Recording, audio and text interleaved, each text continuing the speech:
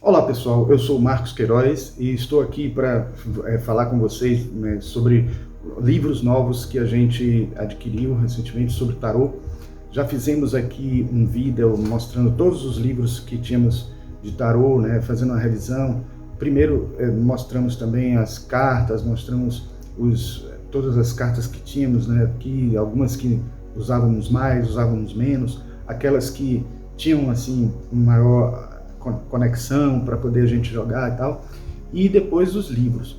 Então agora, né, como alguns livros novos saíram aí, que muito interessantes, muito bons, que talvez se existisse na época que eu comecei a estudar o tarô, tivesse facilitado minha vida, e como eu tenho também orientado vocês para a leitura, aqueles que estão começando, e até mesmo aqueles que já têm algum tempo trabalhando com tarô, poderem ter livros que enriqueçam, que complementem as interpretações.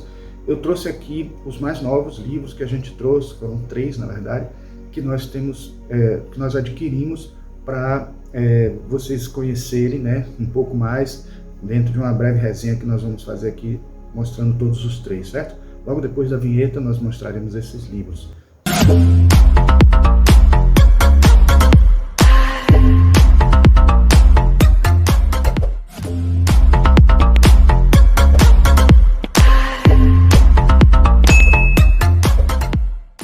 Bom, os 3 livros que eu falei para vocês são estes aqui, ó. 78 Graus de Sabedoria, de Raquel Pollack, um livro clássico que já tinha sido lançado anteriormente por uma outra editora, Nova Fronteira, se não me engano, estava em dois volumes, em 2 livros, já é um livro clássico que muitos tarólogos aprenderam a estudar o tarô a partir desses livros, né? Vou falar dele daqui a pouco. O outro livro é esse Manual Prático de Tarô, de Cassandra Izan, né, da editora Darkside. E por último, este outro livro da editora Mantra, que vem nesse box aqui, né, Tarot Waite, né, edição especial. Vem com o livro, vem com as cartas, certo? Bom, então vamos começar por esse aqui. Como eu disse a vocês, esse é um livro que muita gente aprendeu por ele, é um livro muito elogiado por vários autores, por várias pessoas que trabalham com tarô. Aliás, muita gente esquece todos os livros porque acham que os outros livros são confusos, alguns livros contradizem, um contradiz o outro, e acabam vendo que alguns se baseiam neste aqui, outros se distanciam um pouco da interpretação utilizada, né, pelo próprio Edward Waite, e alguns fogem um pouco para traduções, como por exemplo, interpretações como por exemplo a de Aleister Crowley, outros preferem também o tarô de Marsella, mas as pessoas que gostam da versão Rider-Waite ou Rider-Waite-Smith, vamos dizer assim, este aqui é um livro que ajuda muito e é um livro muito indicado para esses casos. Aliás, todos esses 3 livros que nós estamos falando aqui, eles são mais adequados para as pessoas que gostam do tarô Rider-Waite, porque ele tem assim realmente o foco no Rider-Waite, utiliza o Rider-Waite como exemplo, como simbolismos, etc. Então este livro aqui, ele é muito interessante. Ele foi publicado originalmente no inglês em 1980, né, e depois publicado em 2 volumes, como eu falei, pela editora Nova Fronteira, e foi lançado pela Pensamento agora em 2022, no ano passado, né? E na verdade é uma publicação, né, que tem 3 partes, né? Na primeira parte tem os arcanos maiores, na segunda parte os arcanos menores, e na terceira parte tem as leituras, né?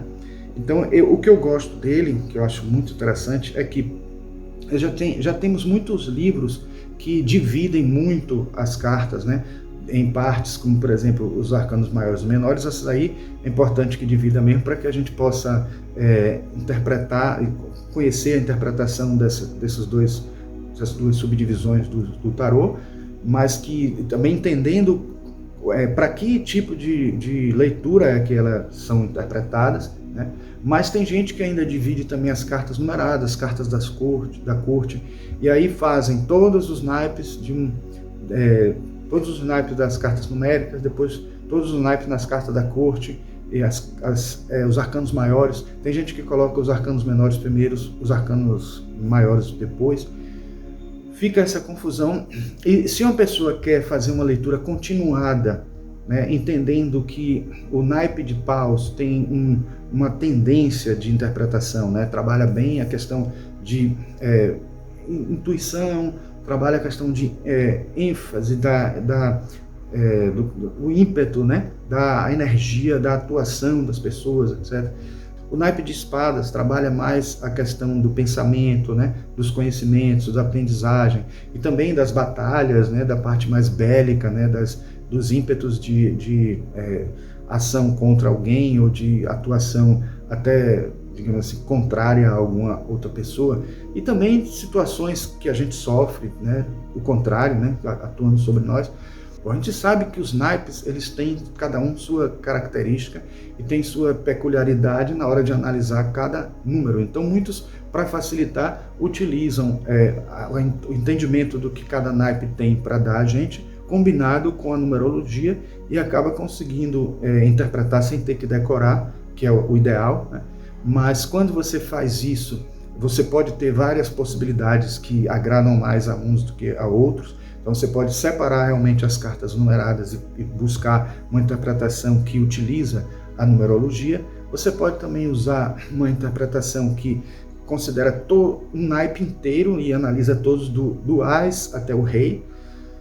E aí você vai ter uma leitura continuada, como uma sequência, vamos dizer assim, dentro de cada naipe, que é a que eu gosto, que é justamente a que trabalha este livro aqui.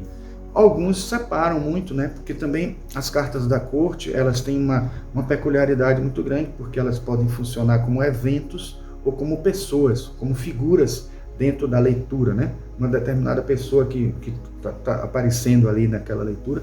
Então, por conta disso, as pessoas preferem separar as cartas da corte das cartas numéricas e os arcanos maiores, que todo mundo separa mesmo, né?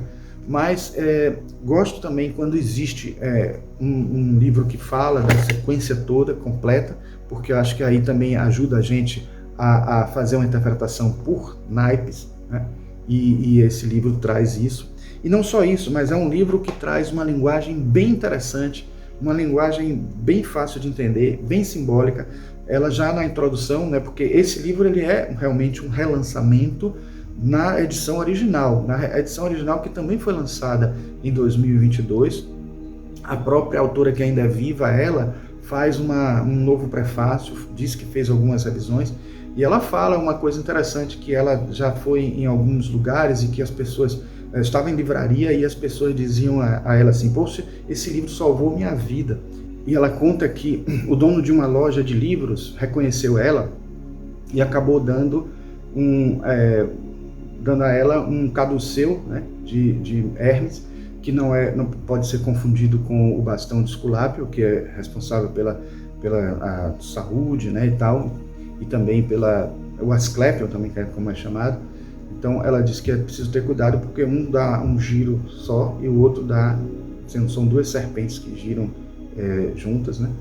E ela disse que ganhou um broche desse, né, e acabou utilizando como colar, e considera uma das obras, uma das coisas mais preciosas que ela tem, e a pessoa deu a ela justamente porque o livro salvou a vida dessa pessoa, que é a dona da loja de livros, e ela estava só passando pela livraria, e justamente agora ela lança novamente o livro com novo prefácio, com novas observações, a partir de experiências novas também que ela teve com o uso do tarô ao longo de muitos anos.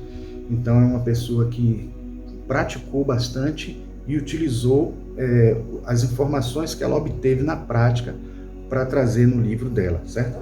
Este outro livro, o de Cassandra Eason, né, que eu falei na estante, ele faz parte de uma coleção que tem também obras de outros assuntos, né, esotéricos, né, e entre eles o tarô, e é da Dark Side, que é uma editora que está lançando várias obras também como eu disse, né, de outros assuntos. Até talvez tenha aqui propaganda, não tem não, mas este livro ele tem uma peculiaridade, que é a seguinte: ele é bem prático e bem rápido, é uma de leitura rápida, de consulta, né? Então cada observação das cartas, cada interpretação das cartas é curtinha e ajuda, sim, a pessoa a ter uma ideia geral, um aprendizado geral. Apesar de não aprofundar muito, vai em cheio, vai em cima das interpretações mesmo, que a gente costuma utilizar, né? E principalmente porque trabalha em cima do Rider-Waite, que é o que nós trabalhamos, utilizamos as cartas que são baseadas em Rider-Waite. Então eu acho muito recomendável. A única coisa que eu tenho que não me agradou muito é assim, as cartas elas aparecem sem as suas figuras. Vocês veem aqui, vem com a numeração, né? E até mesmo as cartas dos arcanos maiores é pintado de preto, já tem um gasto de tinta muito grande. Era até preferível que tivesse aqui o desenho, seria somente um trabalho de trazer a figura das cartas de Rider-Waite para cá.